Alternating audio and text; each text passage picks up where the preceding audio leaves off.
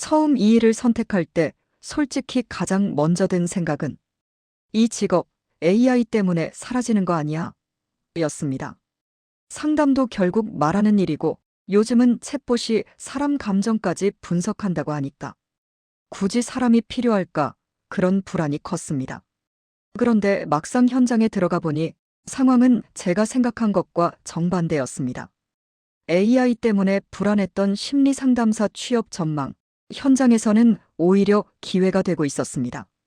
오늘은 그 이야기를 제가 직접 겪은 경험을 바탕으로 솔직하게 말씀드리겠습니다. 사실 처음부터 심리 상담사를 목표로 했던 건 아닙니다. 당시 저는 직장을 그만둔 상태였고 재취업은 쉽지 않았습니다. 경력은 애매했고 나이는 신입이라고 하기엔 부담스러운 시기였습니다. 무엇보다 가장 힘들었던 건 미래에 대한 불안이었습니다. 계속 이렇게 살아도 괜찮을까? 앞으로도 일할 수 있는 직업이 있을까? 그런 생각이 하루 종일 머릿속을 떠나지 않았습니다. 그러다 우연히 심리 상담 관련 교육 과정을 알게 됐습니다. 처음엔 솔직히 반신반의했습니다. 상담이라는 게 특별한 사람만 하는 일 같았고 현실적인 취업과는 거리가 멀어 보였기 때문입니다. 게다가 그때가 딱 AI 이야기가 쏟아지던 시기였습니다. AI가 상담도 한다더라. 사람 상담사는 곧 필요 없어질 거다.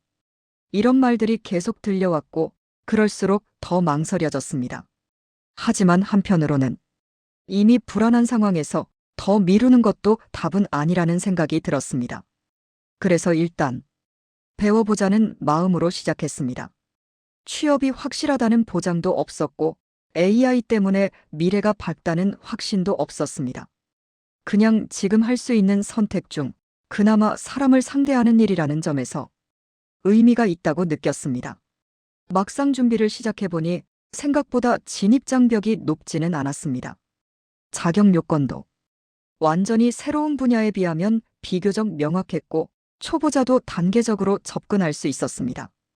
교육 과정은 이론 위주일 거라 예상했는데 실제로는 사례 중심 수업이 많았습니다.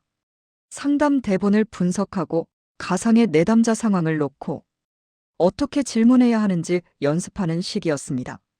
취업 과정도 제가 상상했던 것보다 복잡하지 않았습니다.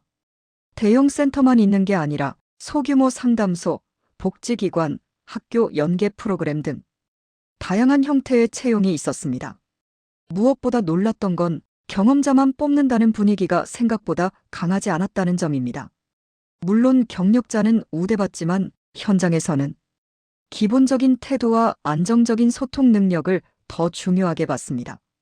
AI가 아무리 발전해도 상담 현장에서는 여전히 사람이 필요하다는 전제가 깔려 있다는 느낌이 들었습니다.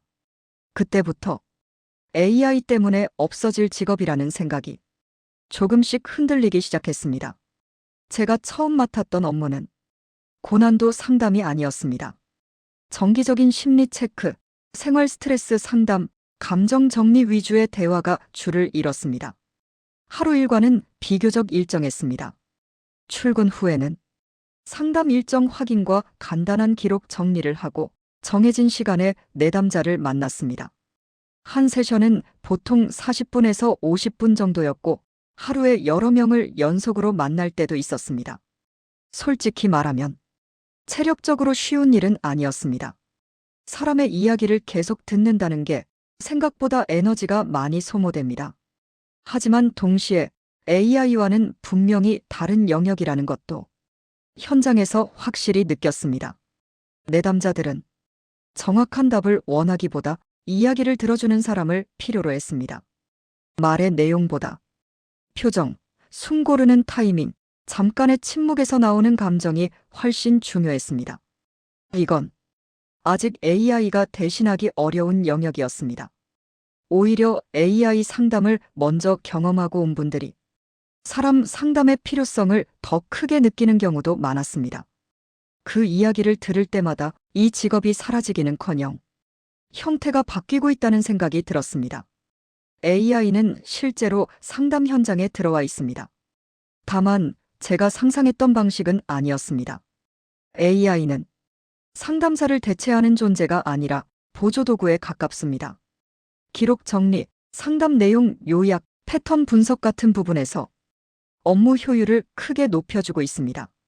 그 덕분에 상담사는 사람에게 집중할 시간이 늘어났습니다. 예전에는 서류와 행정 업무 때문에 상담 이후에도 일이 많았는데 지금은 그 부담이 줄어들었습니다. 결과적으로 상담 품질은 오히려 좋아졌습니다.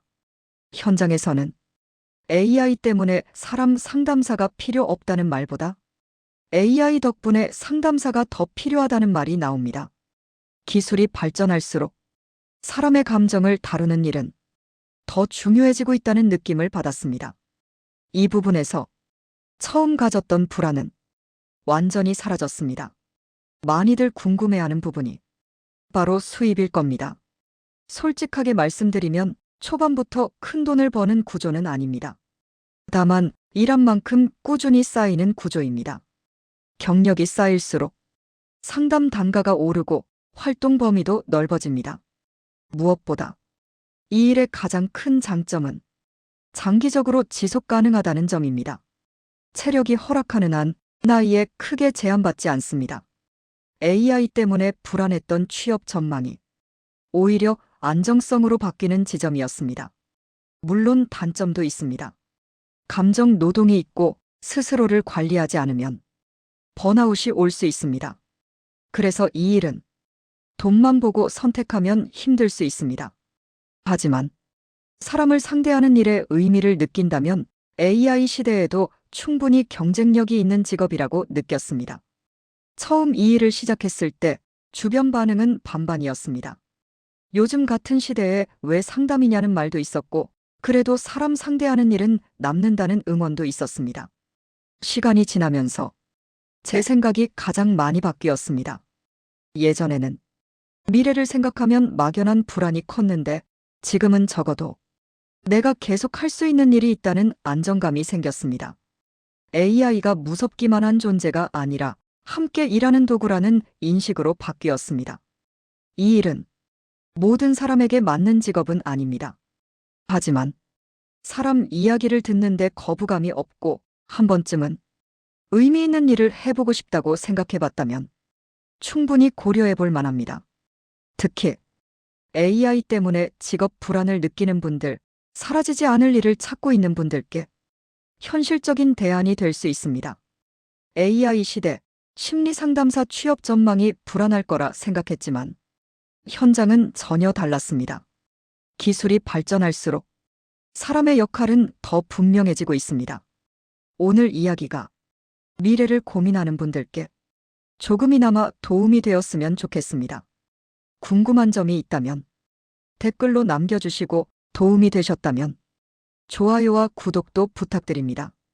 다음 영상에서는 상담사 준비 과정에서 가장 많이 후회했던 선택에 대해 솔직하게 이야기해 보겠습니다.